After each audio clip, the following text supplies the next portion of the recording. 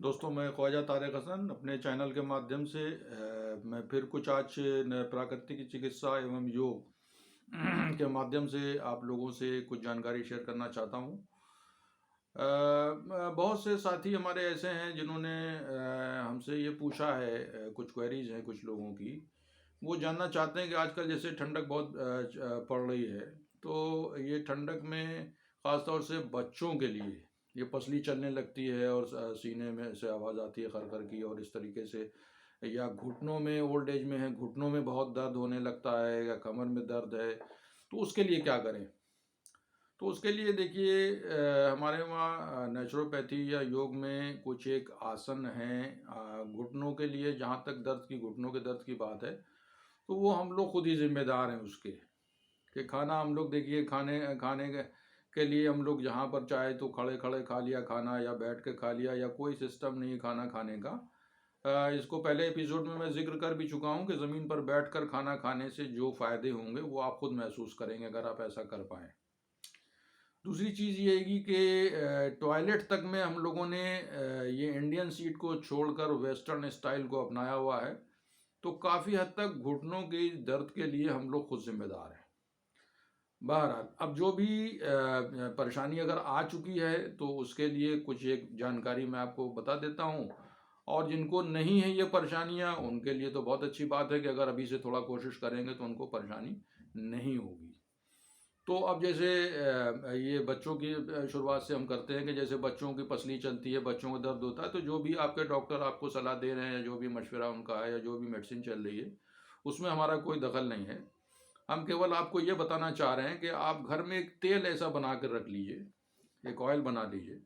वो बहुत अच्छा है, ख़ासतौर से कहीं पर भी दर्द हो, जिसमें घुटने में, कमर में, गर्दन में और पसली में, बच्चों की चलाने में चल रही है अगर, तो उसमें भी हल्का सा उस तेल को गुनगुना करना और उसको वहाँ पर बहुत हल्के हाथों से लगा देना। उसका कपड़े से ढक दीजिए, यानी उड़ा दीजिए, हवा ना लगे, तो घुटनों में भी बड़ा आराम होगा और दूसरी जगहों पर भी, जैसा कि मैंने अर्ज किया। तो करना क्या है, 1 लीटर आप जैसे मस्टर्ड ऑयल ले लें, यानी सरसों का तेल आपने 1 लीटर ले लिया। उसमें फिर एक आता है, आप पंसारी की दुकान पे जाएं, उनसे बोल दें कि लोबान कौड़िया, एक चीज़ होती है लोबान कौड़िया, तो उससे कह दिए साहब 20 ग्राम हमको लोबान कौड़िया दे दीजिए। फिर आती है अजवाइन देसी, तो अजवाइन देसी उनसे कहती है कि 50 ग्राम हमको जो है वो अजवाइन देसी दे दीजिए। फिर आता है तुक में धतूरा कहलाता है, तुक में धतूरा, 30 ग्राम तुक में धतूरा, उनसे कह दीजिए कि ये हमको उसमें बांध दे, नुस्खा आप अपना लिख के ले जाइए और उनसे बोल दीजिए, तो आपको बताते रहेंगे क्या क्या करना है। फिर उसके बाद कुश्त तल्क होता है, कुश्त तल्क में 50 ग्राम कुश्त तल्क, उनसे कह दीजिए कि ये दे दो। फिर आता है सूरन जान तल्क, ये यूनानी, ये फारसी की दवाएं उसमें लिखी हुई हैं जो भी, तो उनको वो अपना समझ लेंगे, आपको उसमें परेशान होने की ज़रूरत नहीं है, वो अपना समझ लेंगे पंसारी। तो सूरन जान तल्क 50 ग्राम सूरन जान तल्क ले लीजिए, और 30 ग्राम मोम ले लीजिए। तो इन सबको आपने उससे पुड़िया में बंधवा लिया एक अपना नुस्खा, और घर पे आके अपना जो 1 लीटर मस्टर्ड ऑयल है उसको आपने चूल्हे पे चढ़ा दिया। जब वो खौलने लगे तो इन सारी दवाओं को कूट पीस कर थोड़ा सा महीन कर लें, उसके बाद उसको उसमें खौलते तेल में डाल दीजिए। ये दवाएं बिल्कुल उसमें पकने दीजिए, ये बिल्कुल जब बिल्कुल जल कर काली हो जाए तो उसके बाद उसको ठंडा होने दीजिए, उसको बंद कर दीजिए। फिर ठंडा होने दीजिए, जब ये तेल ठंडा हो जाए तो इसमें जो आपने मोम था, मोम को अलग रखेंगे, मोम को इसमें नहीं मिलाएंगे उस वक्त। फिर जब ये तेल ठंडा हो जाएगा, उस तेल को फिर आप उसमें से उतार लें और छान लें, किसी दूसरे बर्तन में छान लीजिए, और छानने के बाद फिर हल्का सा और फिर से दोबारा से उसको गुनगुना कीजिए, और जो ये मोम था, आपने जो 30 ग्राम मोम लिया था, उस मोम को उसमें मिला दीजिए। वो अच्छे से मिक्स हो जाएगा, उसको चला दिए किसी लकड़ी से या किसी चीज़ से चला दिए, वो मिक्स हो जाएगा। उसके बाद दोबारा से इसको ठंडा कर लीजिए। फिर जब ये ठंडा हो जाए तो फिर किसी भी कीप से आप इसके बॉटल में या जो भी आपके पास बर्तन हो उसमें आप उसको रख लीजिए। और जब भी ये परेशानियां हो तो उसमें हल्का सा पहले उस जगह पर गर्म करें जहां पर तकलीफ है, हल्की सी, बहुत हल्के हाथों से उसमें गर्म करें, और गर्म करने के बाद इस हल्के से तेल जितना लगाना है उस हिसाब से तेल को लें, और हल्का सा उसको भी गुनगुना करें और उस जगह पर बहुत आहिस्ता हाथों से लगा दें, और फिर उसके बाद कपड़े से ढक दीजिए। तो बहुत आसान है, मतलब ये तरीका, आप इसको आजमा कर देखें, बड़ा काफ़ी हद तक फ़ायदा होगा। अब बात करते हैं जैसे घुटने के दर्द की है या सर्वाइकल स्पॉन्डिलाइटिस है, तो सर्वाइकल स्पॉन्डिलाइटिस के लिए भी हम लोग खुद ही जिम्मेदार हैं। आजकल मोबाइल का चलन बहुत ज़्यादा बढ़ गया है, दूसरे जो लोग ऑफिस में काम करते हैं उनको भी कंप्यूटर पे कंटिन्यूसली काम करना पड़ता है। तो उसके लिए भी हमको कोशिश ये करनी है कि कंटिन्यूसली किसी भी चीज़ को थोड़ी, जैसे 15-20 मिनट आधा घंटा काम किया, थोड़ा सा अपना दाएं बाएं ऐसे, अपना ऐसे यूँ कर लिया, वो ऐसे ऐसे कर लिया। तो मतलब एकदम लगातार जोर नहीं पड़ना चाहिए, तो इसका भी हमें ख्याल रखना है। दूसरे सर्वाइकल स्पॉन्डिलाइटिस के लिए मैं आपको बता दूं कि बहुत अच्छा आसन है एक भुजंग आसन। उसमें पेट के बल लेट जाना है और दोनों हाथों को ऐसे छाती के पास इस तरीके से रखना और पेट के बल लेट जाएंगे और पैरों को पीछे मिलाए रहेंगे।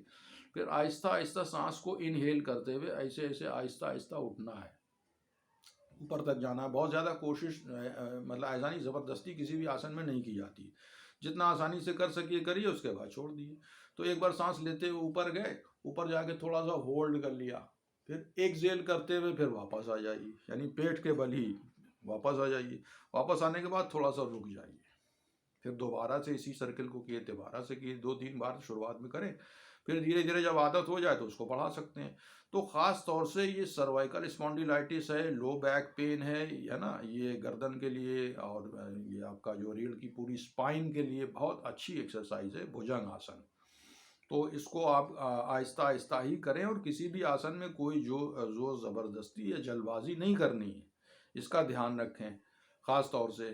तो ये बहुत अच्छी एक्सरसाइज है, ठीक है। अब ये घुटनों के लिए भी तमाम एक्सरसाइज हैं, जैसा कि मैंने पिछले एपिसोड में शायद जिक्र किया था कि घुटनों के लिए अगर हम वज्रासन में बैठने की प्रैक्टिस करते हैं, जैसे कि नमाज में बैठते हैं तो वज्रासन कहलाता है वो। तो अगर उसमें बैठने की प्रैक्टिस करते हैं धीरे धीरे आहिस्ता आहिस्ता, एकदम से नहीं कि आप एक ही दिन में 5 मिनट या 10 मिनट बैठ जाइए तो दर्द बढ़ जाएगा। तो बहुत आहिस्ता से जितनी देर बैठ सकिए बैठिए, उसके बाद पैरों को खोल लिए। तो आप देखेंगे कि जब जितनी प्रैक्टिस आप करेंगे धीरे धीरे आपकी आदत हो जाएगी, तो वो काफ़ी अच्छी एक्सरसाइज है। दूसरे, पैरों को आप फैला लीजिए। पैरों को फैलाने के बाद फिर पंजों को आगे, जैसे ऐसे ऐसे ऐसे ऐसे यूँ आगे पीछे इस तरीके से, यानी कि जब ऐसा करिए तो इनहेल करते हुए आप, जैसे इनहेल किया तो पंजों को अपनी तरफ खींचा और एक्सहेल किया तो आगे छोड़ दिया। इस तरीके से एक्सरसाइज एक तो ये हो गई। दूसरा होता है कि आप सीधे सीधे लेट जाइए पीठ के बल, ऐसे बिल्कुल सीधे लेट गए और लेटने के बाद बहुत आहिस्ता से साइकिलिंग करें, यानी पैरों को ऐसे ऐसे चलाना है ये आगे की तरफ। और जैसे 10 टाइम्स या 5 टाइम्स शुरुआत में हमने किया, आगे की तरफ 5 बार किया, फिर 5 बार इसके अगेंस्ट अपोजिट डायरेक्शन में, यानी 5 बार आगे 5 बार पीछे। शुरुआत में थोड़ा थोड़ा करिए ताकि आदत पड़ जाए, ऐसा आप कर सकते हैं। तो ये एक्सरसाइज हो गई पैरों के लिए। दूसरा एक एक्सरसाइज और है कि आपने क्या काम करना है कि खड़े हो गए, बिल्कुल सीधे खड़े हो गए और दोनों घुटनों के मतलब झुके, दोनों घुटनों को हमने पकड़ लिया और पकड़ने के बाद फिर क्लॉकवाइज ऐसे ऐसे ऐसे ऐसे क्लॉकवाइज, फिर एंटी क्लॉकवाइज। तो पूरा देखेंगे कि जो टखना आपका है, जो घुटना है, वो मूव करता है वो। तो वहाँ पर ब्लड सर्कुलेशन बढ़ेगा। जाहिर सी बात है, जिस पार्ट के बॉडी के पार्ट के साथ हम मेहनत करेंगे वो अच्छे से काम करेगा, और जिस पार्ट को हम भूले हुए वो हमको भूल जाता है। इसका सीधा सा कॉन्सेप्ट ये है। तो ये एक्सरसाइज है, और भी तमाम एक्सरसाइज हैं जिनको कर सकते हैं, पर फिलहाल जितनी अभी हमने बताई है शुरुआत में, आप इनसे स्टार्ट करिए। फिर धीरे धीरे हम और भी चीज़ें और भी जानकारी आपको देंगे। कुछ लोगों का इसमें जानकारी चाहते हैं, वो ओबेसिटी के लिए क्या करें, मोटापे के लिए क्या करें, या फेस पे झाइयाँ पड़ गई हैं, दाग धब्बे पड़ गए हैं, काले स्पॉट पड़ गए हैं, तो उसके लिए क्या करें। तो हम कोशिश करेंगे कि नेक्स्ट एपिसोड में हम आपकी जिज्ञासा को शांत कर सकें, जितना कि मुझे जानकारी है। और आप लोगों का बहुत ही शुक्रगुजार हूँ कि आप लोग हमारे चैनल को पसंद कर रहे हैं और तमाम लोग हमारे चैनल से जुड़ रहे हैं। आप लोगों से गुजारिश है कि आप उसको सब्सक्राइब करें, प्लस हमारे व्हाट्सएप नंबर से 9044849752 से भी आप हमसे कांटेक्ट कर सकते हैं। अगर कोई आपको पर्सनल जानकारी चाहिए तो आप हमसे बात कर सकते हैं फ़ोन के थ्रू। हम कोशिश करेंगे आपकी जिज्ञासा को या आपके क्वेश्चन को सॉल्व करने की कोशिश करेंगे। Thank you very much.